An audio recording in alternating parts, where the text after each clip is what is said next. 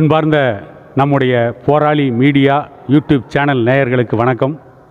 நாம் இப்பொழுது எங்கே இருக்கிறோம் என்று கேட்டால், பிரசித்தி பெற்ற அந்தியூர் குருநாதசாமி திருக்கோவிலில் இருக்கிறோம். இந்த கோவிலுக்கென்று ஒரு மிகச்சிறந்த ஸ்தல புராணம் இருக்கிறது. இந்த கோவில் சோழர் பரம்பரையில் போர்க்குடியாக வாழ்ந்தவர்களால் கட்டப்பட்ட கோயில் என்ற வரலாற்று ஆதாரங்கள்லாம் இருக்கிறது. சிதம்பரத்திற்கு அருகிலே இருக்கின்ற குட்டியாண்டவர் கோயிலும் இந்த அந்தியூர் குருநாதசாமி கோயிலும் ஒரே கட்டிடக்கலையை அடிப்படையாக கொண்டது.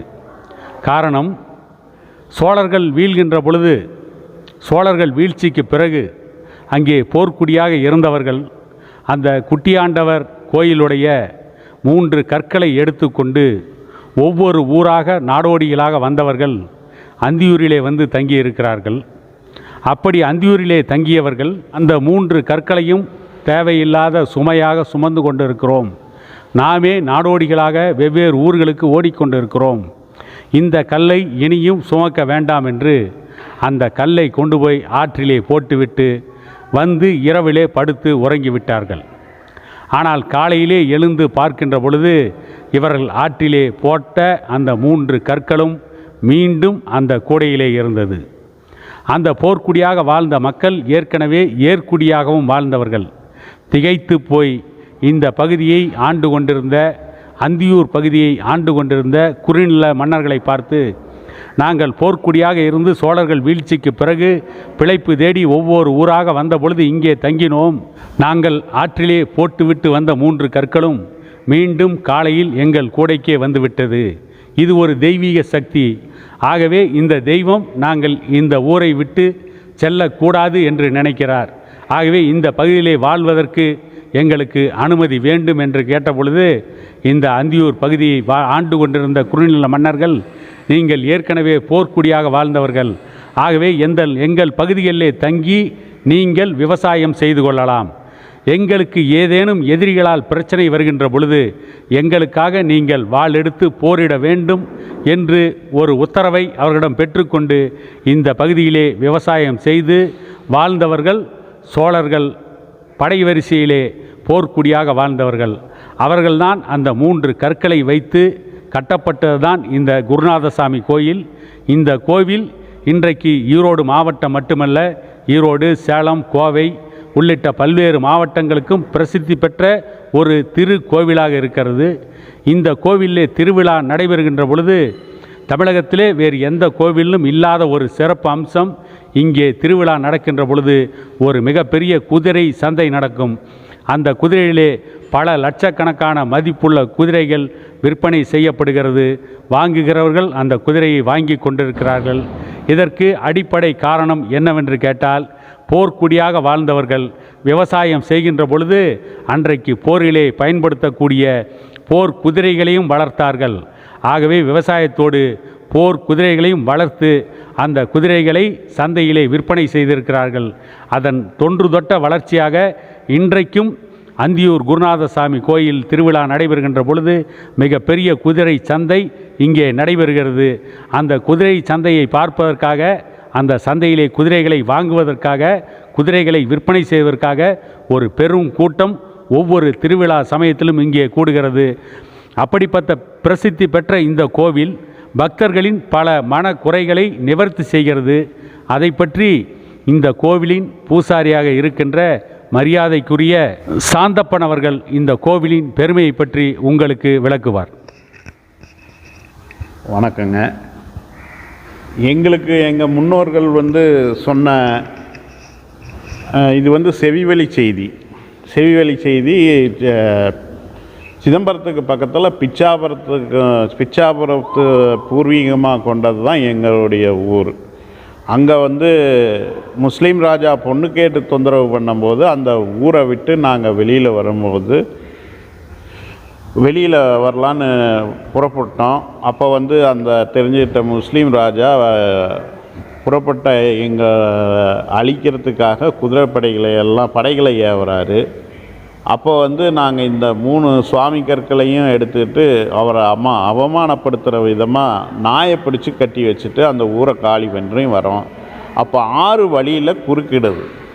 அப்போ வந்து இந்த 3 கல்லையும் வச்சு நாங்கள் சுவாமியை பிரார்த்தனை பண்ணும்போது 6 பிளந்து எங்களுக்கு வழி விடுது, நாங்கள் இந்த பக்கம் வந்துடுறோம்.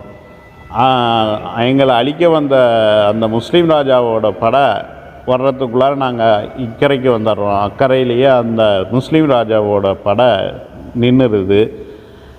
அதுக்கப்புறம் நாங்கள் ஒரு தெய்வீக பசு வழிகாட்டுதல் மூலிமா இங்கே அம்பாள் தவம் செஞ்ச இடம் அந்தியூர் பக்கத்தில் கிழக்கு தொடர்ச்சி மலைக்கும் மேற்கு தொடர்ச்சி மலைக்கும் இடைப்பட்ட சந்தனமரக்காடுகள் நிறைந்த பகுதி. இது மலைமறைவு பிரதேசம்னு கூட சொல்லுவாங்க. இந்த பகுதி இயற்கையான சூழ்நிலையில் அமைஞ்சதுனால தான் ஆதிசக்தியான காமாட்சி அம்மன் வந்து இங்கே தவம் இயற்றிட்டு இருக்காங்கன்னு இருந்ததுனால அந்த தெய்வீக பசு இங்கே வழிகாட்டிட்டு வந்தது.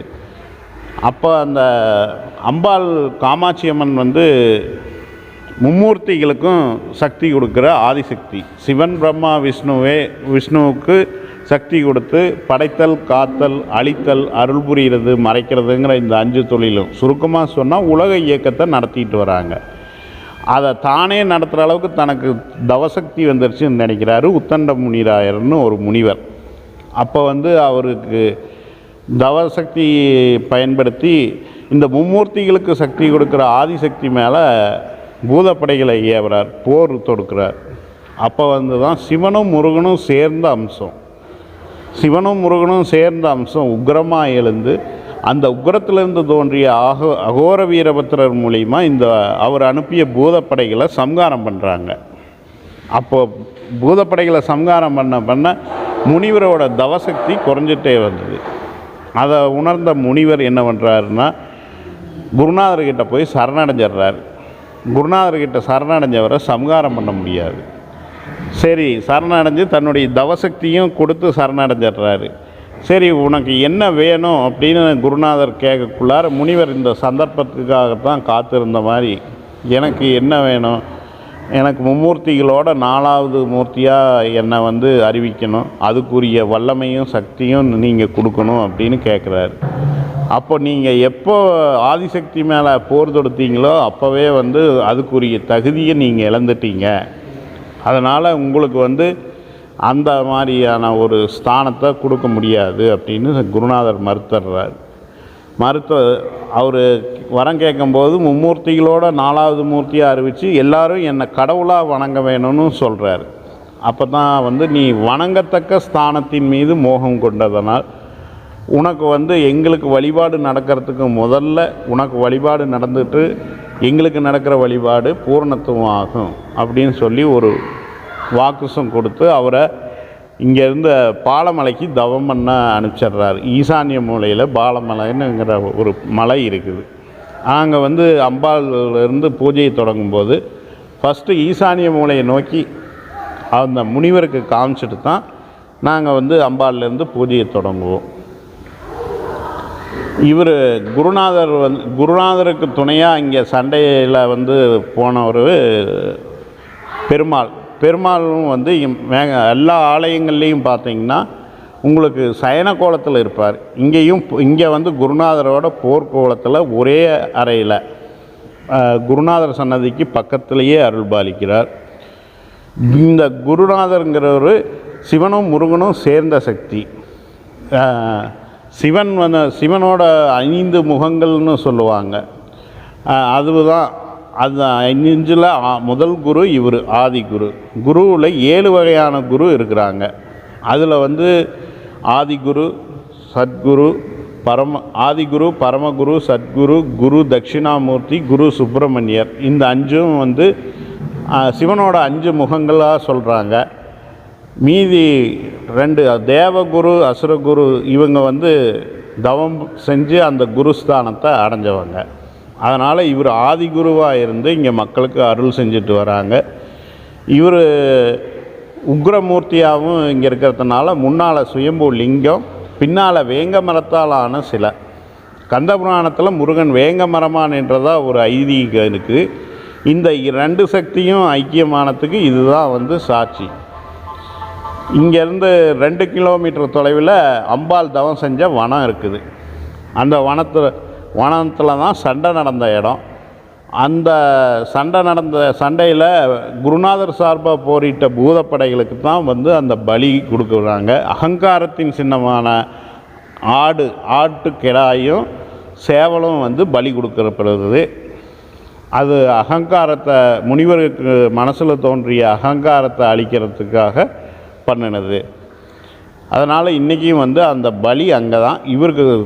இவருக்கு வந்து பச்சரிசி பொங்கல் தான் படையல், சக்கரை பொங்கல் படையல், கல்கண்டு பொங்கல், பால் பொங்கல், இதுதான் வந்து நைவேத்தியமாக இன்றைக்கும் வந்து நாங்கள் படைச்சிட்டு வரோம். பச்சரிசி மாவு உக்ரமூர்த்திங்கிறதுனால உங்களுக்கு அவர் சாந்த ஸ்வரூபியாக இருக்கிறதுக்கு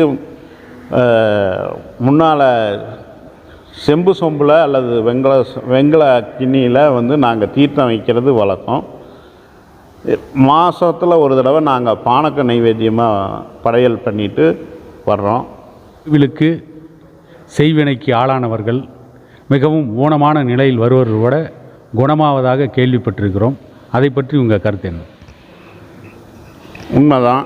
இது வந்து இங்கே வனத்தில் வந்து கர்மவினையினால் அப்பாவுக்கு மகனுக்குமே விரோதம் ஏற்படுறது, இரத்த சொந்தங்கள்னால குரோதம் ஏற்படுறது, இதெல்லாம் வந்து குணமாகும்.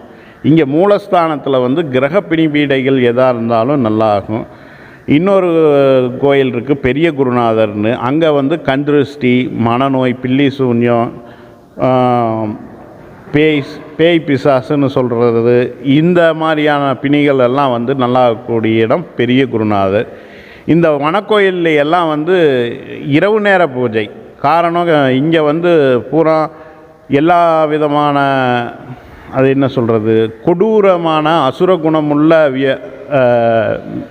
வியாதிகள் குணமாகிறதுனால அது வந்து இரவில் தான் அதனுடைய தாக்கம் அதிகமாக இருக்குங்கிறதுனால வனக்கோயில் ஃபுல்லாக இரவு மட்டும்தான் பூஜை. இரவுனா 8 மணிக்கு பூஜை நடக்கும். நாங்கள் எந்தவித பாடமோ இல்லை எந்திர தகுடோ எதுவுமே கொடுக்கறது வழக்கம் இல்லை.